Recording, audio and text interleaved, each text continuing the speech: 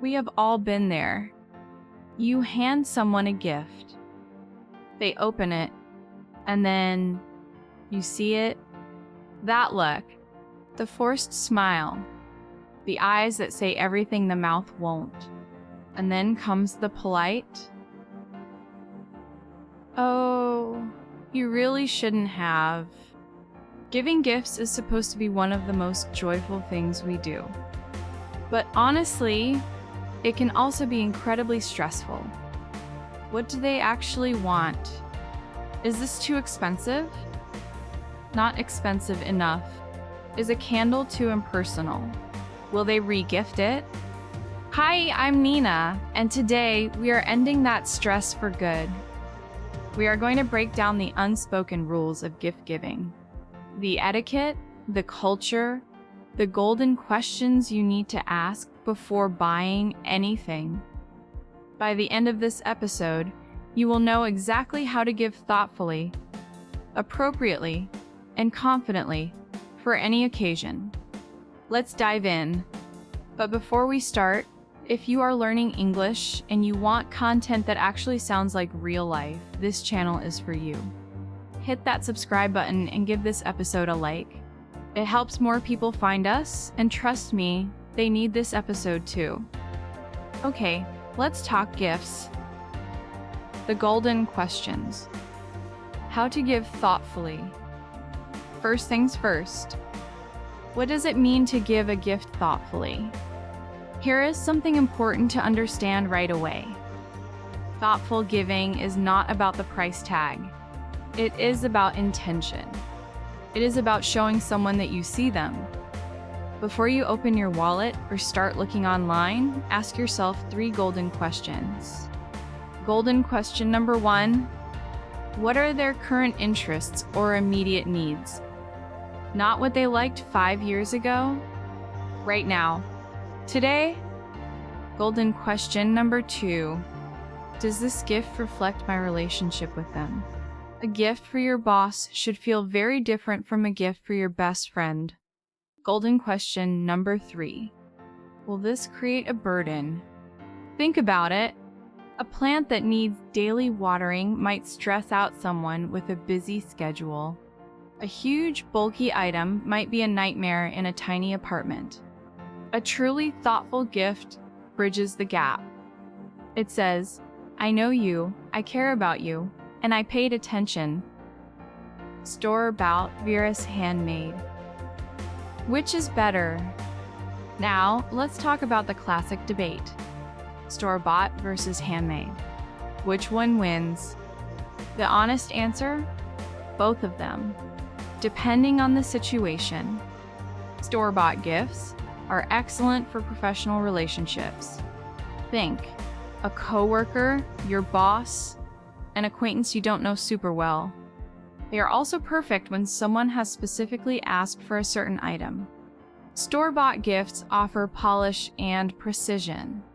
They say, I value you, and I wanted this to be right. Handmade gifts, on the other hand, trade financial cost for something even more valuable. Your time, a handwritten card, a homemade meal, a DIY photo album. These gifts carry enormous emotional weight. They work beautifully for close family members, romantic partners, and dear friends. Because what you are really saying is, you are worth my effort. So, store-bought for polish, handmade for heart. Use the right one for the right person, and you can never go wrong. Etiquette rules and cultural considerations. Now, here is where it gets really interesting. Gift giving is a global language. But the dialects, they are very, very different. Let's start with some universal etiquette basics. Rule number 1, always remove the price tag.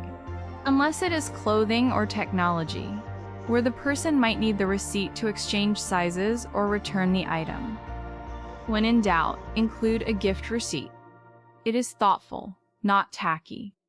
Rule number 2, know your recipient's background. In many Asian cultures, for example, it is considered polite to refuse a gift once or twice before accepting it. This is not rudeness. It is a sign of humility. Rule number 3, opening gifts. In most Western cultures, you open a gift right there in front of the giver. That is the moment of connection. But in many Eastern cultures, opening a gift immediately can seem greedy. It is more respectful to set it aside and open it privately later. Understanding these nuances helps you avoid what we call a faux pas. Faux pas is a French expression we use in English. It means a social mistake, an embarrassing blunder. And trust me, nobody wants to be remembered for their gift-giving faux pas. Obligatory vs optional. When do you have to give a gift? Let's clear something up. Not every occasion requires a gift, but some absolutely do. Here is how to tell the difference. Obligatory occasions are events where a gift is socially expected. We are talking about weddings, baby showers, and major milestone birthdays for close family. If you show up to the party, you bring something, even if it's just a heartfelt card with a meaningful message. That is always enough. Optional occasions are more relaxed. A coworker's birthday, a casual dinner party, a holiday gathering with friends who have a no gifts, let's just have fun kind of vibe. And here is a helpful tip for optional situations. When in doubt, give a consumable gift. A nice bottle of olive oil, a box of fancy chocolates, a pretty candle. Consumable means it gets used up, and it doesn't create clutter. It is safe, appreciated, and almost universally appropriate. The golden rule for optional situations: communicate. If you are unsure what your friend group expects, just ask. It saves everyone from awkward moments. Our digital library. Speaking of gifts, here is one from us to you. We at the English Break podcast have put together a digital library. There you will find literature books organized by English level. So you can start exactly where you are and grow from there. We also have grammar books for extra practice, Kindles with built-in dictionary features that make reading so much easier, and audiobooks to train your ear and boost your listening skills. The library is growing all the time. And if you have a book suggestion, we would love to hear it. Drop it in the comments below. The link is in the description and in the pinned comment. Go check it out. Listener challenge and quick recap. All right, before we wrap up, I have a challenge for you. Think about the best gift you have ever received.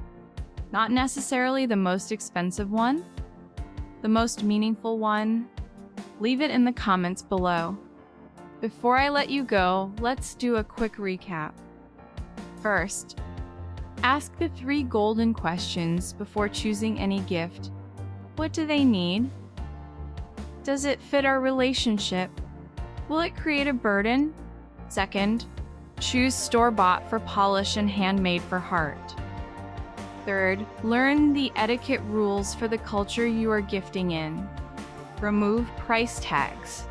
Know when to open a gift. Respect local customs. Fourth, know the difference between obligatory and optional giving. When it's optional and you are unsure, a consumable gift is always a safe and lovely choice. Gift giving is an art form, but more than that, it is a language. It is the way we say, I see you, I thought of you, you matter to me. And you know what? The fact that you are here, learning, growing, practicing English every single day, that tells me a lot about who you are. You are someone who cares about doing things well. And that is exactly the kind of person who gives great gifts. If you enjoyed this episode, please hit subscribe. It means the world to us and helps us keep making content just like this. Leave a like if any of this was useful, and drop your best gift story in the comments. I genuinely cannot wait to read them. Take care of yourselves. Keep learning, keep showing up, and I will see you in the next episode.